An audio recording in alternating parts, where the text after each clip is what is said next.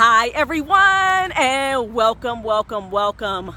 I am here right now outside of the library with my home slice right here, Aar'mon, the young brother that I am tutoring, you guys. This brilliant black brother right here. And we have decided to take that's right, he just said, say it again one more time. All right, he just said something in Arabic, which is a different language, and he said, may peace be upon you, and he said assalamu alaikum. All right, and like I said, we are out here outside of the library. We took our tutoring session outside. It is a beautiful day. It's a little tad bit hot for me, but that's all right. It's gorgeous, absolutely gorgeous.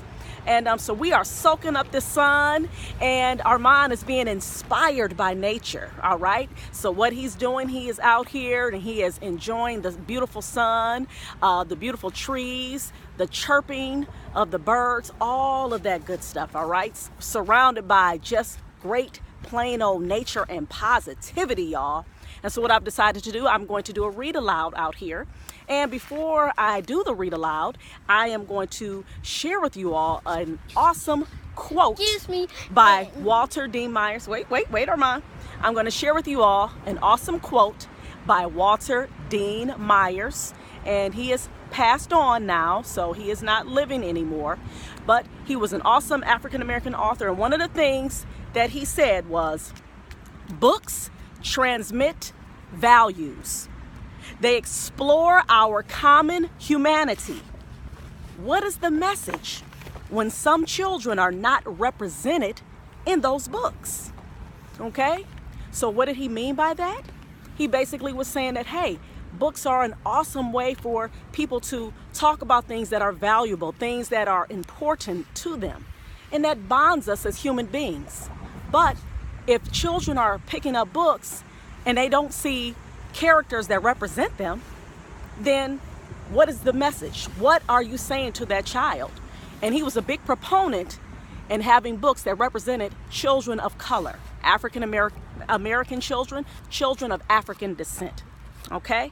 So that was one of his big proponents, and that's why he is one of my favorite authors, all right?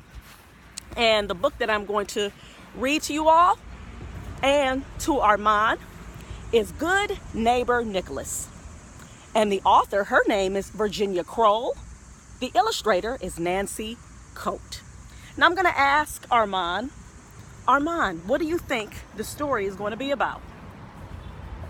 It's going to be about, it's going to be about, speak up a little louder. It's going to be about,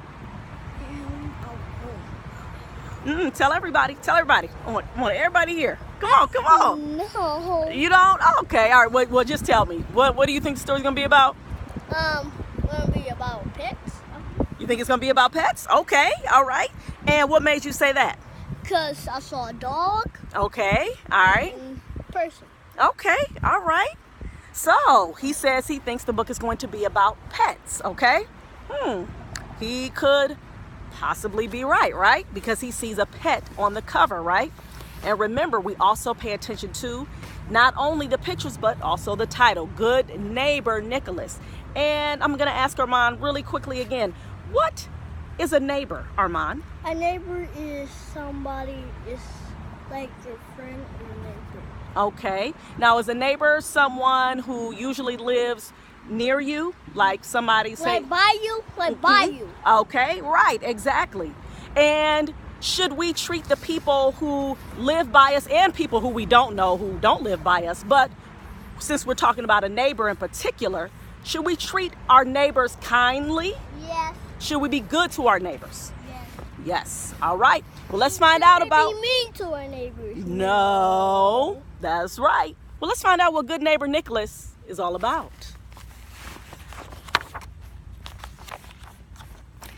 Nicholas was angry. Nicholas was boiling. Nicholas was ready to explode. His neighbor, Mr. Robinson, was at it again.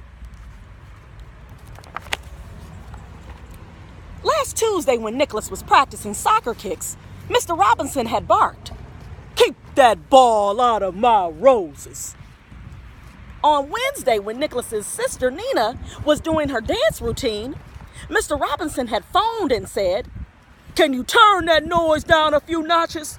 The bass hurts my ears." Nicholas said to Nina, "I might as well forget about doing school band next year. I'd never be able to practice with him next door." Now that sounds mean. But Thursday was the worst. When Nicholas came home after school, his tiny dog dashed out the moment he opened the door. No one had been home since morning, and Bitsy really had to go. Oh no! Before Nicholas could stop her, Bitsy darted right next door. Nicholas gulped, Gulp. and chased after her. Of course, Mr. Robinson was in his rose garden. It didn't matter that Nicholas said, "I'm sorry, Mr. Robinson," or that he cleaned up after Bitsy. Mr. Robinson yelled, "There are leash laws in this town, you know. Next time I'll call the dog warden and have him take that beast to the pound, you hear?"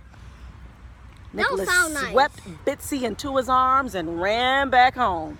That don't sound nice. That's right, it doesn't. He slammed the lid on the trash can and banged the door behind him. He was still angry when Dad came in. "Sorry I'm late," Dad said. "Hey, what's wrong, Nicholas?" Nicholas spilled out the story. Instead of being angry too, Dad said, "Mr. Robinson has been very lonely since his wife since his wife went to live at the nursing home. Let me tell you something. He's I old." saw "Okay. He's old and his back bothers him." Nicholas interrupted. "So what? He has no right to tell us what to do." "He sure doesn't," Nina added. "He's just a mean old man." I think they agree with you, Aar'mon. They think that Mr. Robinson is mean as well. Do you all agree? Yes. Dad said, "Kids, sometimes people get grumpy when they're sad or in pain. And Mr. Robinson's wife loved those roses. He just wants peace and quiet." "Well, that's not our problem," Nicholas argued. "I know it's not always easy to deal with Mr. Robinson," Dad said, "but you have to try." Do you agree with that, Aar'mon? Sometimes I try with some people and they being mean to me, and I try to do something with them, but they just keep on being mean to me. And that can happen. That's right. Wow. The next week, Nicholas had one of those days when nothing went right. Dad and Mom had early meetings, so Nina had to get him off to school. "They forgot my lunch money," Nicholas complained. "Let me make you a PB&J sandwich, okay?" said Nina. "But I hate crunchy peanut butter," Nicholas said. "I'll borrow from my piggy bank." As he reached for his pig, he dropped it, and it cracked into pieces. At school, Miss Caney gave a surprise science quiz, and Nicholas got 4 wrong answers. Then he twisted his ankle in gym, and Dr. Herman said, "No soccer for a week." Uh-oh. A lot of different things was happening to Nicholas, huh, Aar'mon? Yeah. What were one of the things that happened to Nicholas that he didn't like? He got in trouble by his neighbor, and he did something on an accident, and he hit his ankle on an accident. He twisted it on accident. Say that again. Say it louder for everybody. He did what hear- to his ankle? He can't walk anymore. And he Or couldn't play what? He plays soccer anymore. Right. Say that sport again so everybody can hear. He couldn't play what? He couldn't play soccer. That's right. He couldn't play soccer, right? So he had a lot of different things happening to him, huh? Yep. Nicholas was upset. Nicholas was sad. Nicholas was utterly miserable. He sulked on the couch with his foot propped on pillows. "Do you want anything, Nick?" Dad asked. I want to play soccer, Nicholas grumbled. Nina said, I'm sorry about your ankle, Nicky. Does it hurt much? No, it tickles. What do you think? Nicholas hissed. Well, excuse me for caring, Nina said.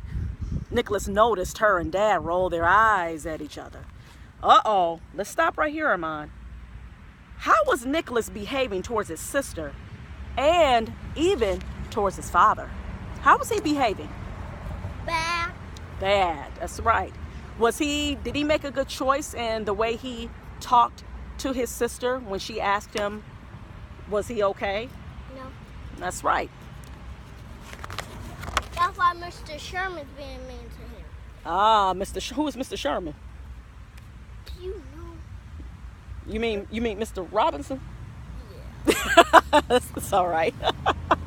That's okay. I thought Mr. Sherman was another character in the story, y'all. Bitsy leaped onto his belly and licked his face. Get down, Nicholas ordered, nudging her off. Bitsy slunk away with her tail between her legs. Nicholas felt like crying. He hadn't meant to hurt Bitsy's feelings, or Dad's or Nina's either, but he just couldn't help it. Everything had gone so wrong. Nicholas glanced out the window and saw Mr. Robinson lugging out his trash cans and rubbing his back all the way down the driveway. Suddenly, Nicholas realized, I'm acting just like who? Aar'mon, who was he acting like? Mr. Robinson? Mr. Robinson, that's right. Uh-oh. Nicholas called Bitsy over. She hesitated for a moment, then jumped up and nuzzled Nicholas like always. I'm sorry, girl, he whispered in her ear. Then he apologized to Dad and Nina, too. Wow. So he started changing his attitude around? Yep. All right. Nicholas's ankle healed well. Oh, wow. We're almost. Oh, my goodness. We're just getting to the... getting hot. You getting hot? Uh-oh. Uh-oh. Oh, y'all. He's getting hot, y'all. Uh-oh. You ready to get out the sun? Yes. Okay. I'm like super hot. Well, let's find out. Can we find out if Mr. Robinson wound up correcting himself in the way that he was acting? Can we find that out? Yes. All right. Let's see. And soon he was good as new.